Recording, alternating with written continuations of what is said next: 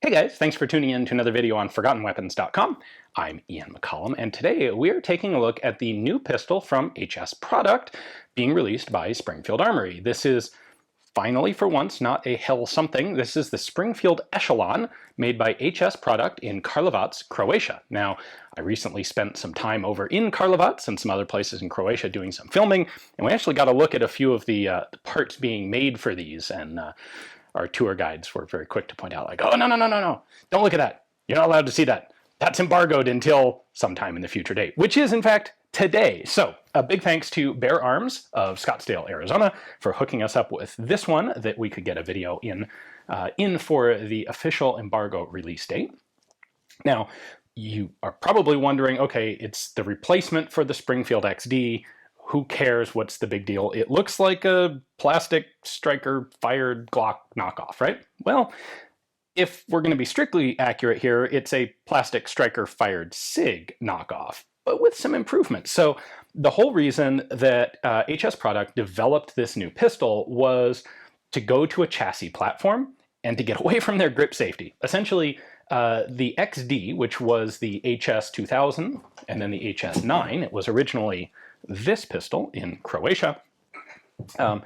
It was a major advance for HS Produkt at the time. It was their first polymer framed gun. It was a step up in quality from their previous production guns, and it fit the times really well, but it has now become a bit obsolete. So HS Produkt is now trying to fill military and police tenders for sidearms, and what they found is nobody wants the grip safety. It is a point of failure on the XD/HS2000/HS9 guns, and they needed to do something a little bit different. Now, on the one hand, they could have simply removed the grip safety, kept the same basic gun, but they wanted to make something that was going to be fundamentally more forward-looking and give them more flexibility going into the future. And so what they did was take the chassis concept that was really pioneered, well, in a practical matter, pioneered by SIG and has started to be adopted by other countries as well, where instead of the plastic grip module being the official frame of the gun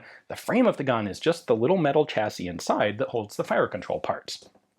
And this does a couple of really important things, particularly for a pistol that's made outside the US. Primarily what it does is allow them to avoid a lot of importation problems. So you may wonder, why haven't any of these foreign-based companies been releasing pistols to compete with the SIG P365, the subcompacts, high-capacity subcompact? It's a hugely popular style of pistol in the US right now, but we don't see one from HK, we don't see one from Walther, we don't see one from Beretta. And the reason that we don't is those pistols are too small to be legally imported into the US. In the 1960s, 1968, the Gun Control Act included, or elements around the Gun Control Act included a prohibition on importation of pistols that didn't meet certain size, weight, and safety and target shooting, basically sporting purpose definitions. And then the short version of this is if the gun's too small, you can't import it. Well, you can still import that little chassis in a non-gun configuration, or you can import it in this configuration, and then now swap out the slides, swap out the grip assembly, just like you can on a SIG P320 or P365, and have a virtually infinite number of configurations available very easily. So that's what HS Produkt is going with. Now, previous HS guns have all had a Croatian designation and then a US Springfield import designation. The HS2000 became the XD, the HS9 is the XDM, sort of. The Springfield Hellcat is the HS11. And it's funny that there is an issue that they run into in Europe where people assume that the gun, it's kind of a universal grass is greener on the other side of the fence sort of thing, where people assume that the gun that's provided to the other place is better than the one they can get right there. So they get Europeans who are like, oh, I want to buy an XDM. And they hand them an HS9. They go, well, this says HS9. This doesn't say XDM. I want the good one. And then, of course, if there were HS9s available in any way in the US, you would have the same thing happening here. People going, oh, I don't want that cheapy import version XD. I want the proper HS9. Well, in truth, they are in fact the same pistol. And they finally solved that issue here on the Echelon by only having one name. So in Croatia, it's the Echelon, and in the US, under Springfield importation, it's the Echelon. So let's take a closer look at it. Let me show you what they've done that is, I think, has a couple of little improvements over the way SIG does this chassis system. All right, from the outside, pretty typical looking here. We've got all the standard features you would expect.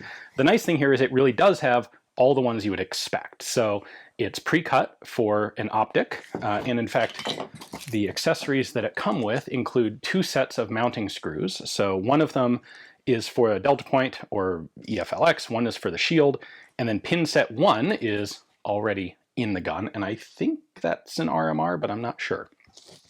For iron sights, on this one, we have a tritium front sight, and it's just dovetailed in, so easily changeable if you want to go get something else. And we have a big U-notch rear sight, again, dovetailed in, so if you want something else, easy to swap it out. If you want to put on an optic and replace these with suppressor height sights, easy to do.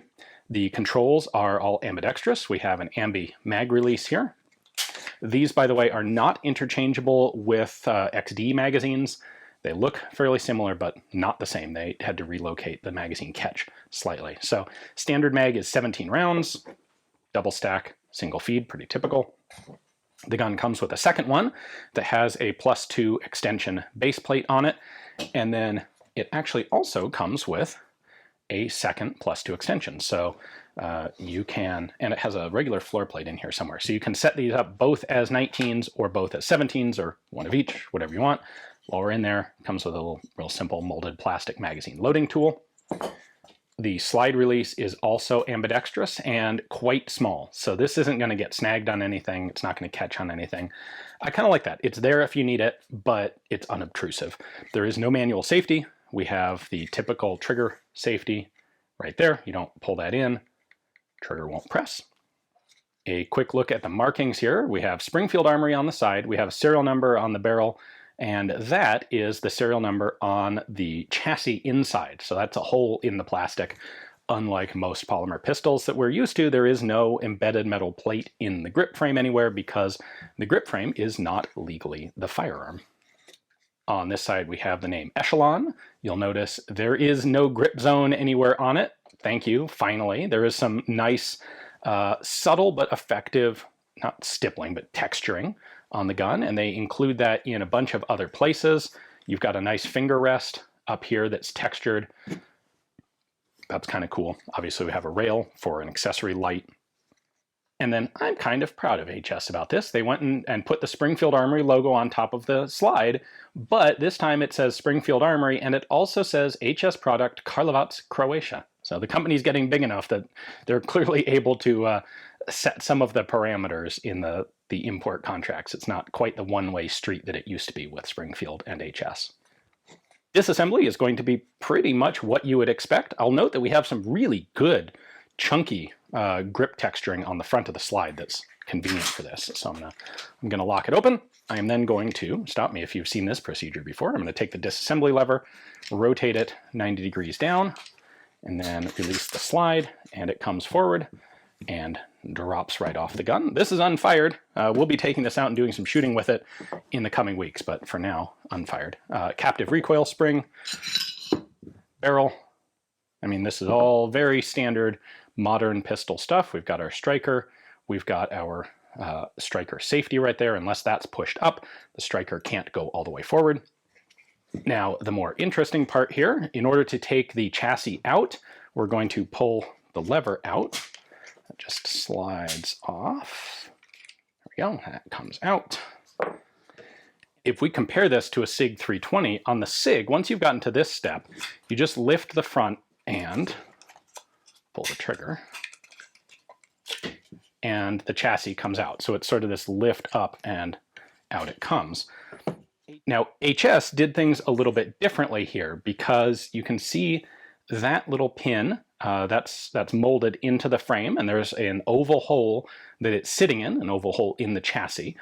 What they have done, what HS has done, is you have to push this chassis forward before you can lift it out of the gun. There are actually lips on the front here at the top and at the bottom that hold it in position, so it's held quite stable there in the slide, in the grip assembly. So what I'm going to do is lift up on the slide stop, and I can slide the whole chassis forward, then pull the trigger. That lets me get it the rest of the way forward, and then, there we go, lift it out of the gun. So the grip module here is just molded plastic with a magazine catch in it. It does also, by the way, have interchangeable back straps on it. So I've got the large one in here right now. It comes with a large, a medium, and a small. And you can see reflected right there. There's a little button. All I have to do to change them is reach inside the grip, push that button, and then the grip back strap slides right off. It's got a metal pin to lock it in place. And then that little plastic tab snaps in there. So that's your grip module, and that I'm sure they will have more versions of. So you can pretty clearly see the similarities here. This is the chassis system, and there's not a whole lot that you can do to change it. The things that I like about the HS iteration of this are, again, these locking tabs on the top and the bottom that hold this nice and securely in position in the frame. And I kind of like the fact that there's a little less going on with the HS one. Now, of course, the SIG here has a manual safety, and that's going to add a few components to it. But if we look at the back, HS has managed to put all of the parts like more securely inside the chassis. There's less hanging off like this spring on the SIG. So it's hard to fault SIG for this. They were absolutely a pioneer in doing this sort of thing. But what's cool is, and this is how technology works, one company starts it, and then people see what they did and come up with ways to make it simpler and more efficient and better. And I think HS is certainly on the right track here. So we've got sear, drops down out of the way, releases the striker. We've got our ejector back here. You've got your slide stop and all the other components. For now, there are only really two versions of the pistol available. There's the standard configuration like this, and then there's also a slightly extended threaded barrel available. I don't know if they actually have complete threaded barrel pistols available at this moment. They do have the SKUs for them. You can get the threaded barrel itself. They're only available in 9mm, but the whole point of this chassis system is that many other options are almost certainly coming. I don't have any inside knowledge from HS or from Springfield here, but I would be absolutely shocked if they didn't expand this line to include a compact, a subcompact. I have to think that one of the big things on the plan for this system, this pistol chassis, is a direct competitor to the P365 because that gun has proven so popular. And then on the other side, a larger competition model, something that has compensator, longer slide, longer grips, shorter grips. It'd be really cool if they did a stock pistol version, something like the USW, although probably not. In theory, they could very easily release this in 40 Smith & Wesson.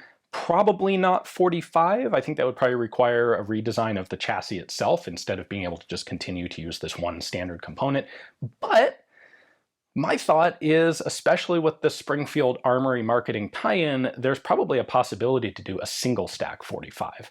And I think a single stack compact or subcompact 45 could be a pistol that Springfield could market effectively. So that might very well be something out there on the horizon. Anyway, it's cool to see, frankly, having looked at the whole history of pistols from HS Produkt, it's really cool to see this company grow from a very amateur organization several decades ago, making guns under duress during essentially, it's not a civil war. I know the Croatians will all get mad if I say it's a civil war, but essentially during a time of national warfare to moving from this